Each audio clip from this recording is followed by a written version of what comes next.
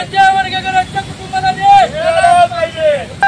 धिक्कार असो या शासनाचा धिक्कार असो, धिक्कार असो धिक्कार असो राज्य सरकारचा धिक्कार असो, धिक्कार असो धिक्कार असो राज्य सरकारचा धिक्कार असो।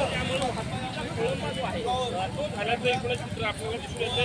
एकूणच जर आपण बघितलं तर मागच्या काही वेळापासून जी वाहतूक आहे स्वतः खोळंबल्याचं चित्र पाहायला मिळतं। रस्त्यावर टायर काढून आंदोलन केलं जाते आणि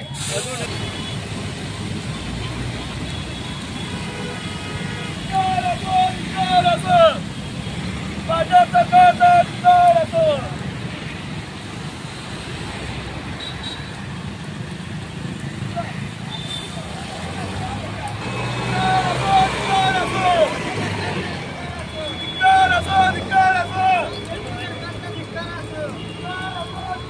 दोन दिवसापूर्वी अहमदनगरमध्ये मातंग समाजाच्या एका मुलावर प्राणघातक हल्ला झालेला आहे। त्याच्या डोळ्यात जातीवादी लोकांनी चाकू खुपसून व त्याचा उजवा पाय मोडण्यात आला।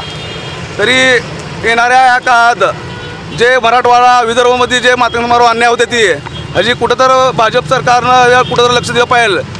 तुमचं एक भाजप सरकारचं एक जातीवादी सरकार आहे हे सर्वांना माहीत आहे, पण या काळात मुख्यमंत्र्यांनी लक्ष द्यावे की सोलापुरात आला ह्याच्या पुढे याची तर आता तुम्ही ह्या गोष्टी पूर्ण थांबल्या पाहिजेल, नाहीतर येणार का आम्ही तुम्हाला सोलापुरात येऊ देणार नाही।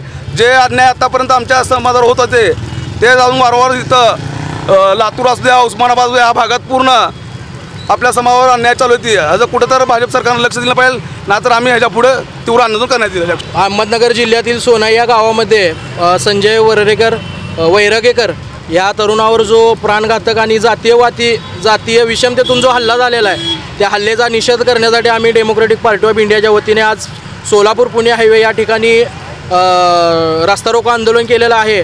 तरी आमची मागणी अशीच आहे की त्या घटनेची CBI द्वारे चौकशी करण्यात यावी व त्यांच्यावर कठोर आणि कडक कारवाई करून ॲट्रॉसिटी अंतर्गत कारवाई करून त्यांच्यावर जी काही कायद्याच्या चौकटीत बसेल अशी कारवाई करून त्यांना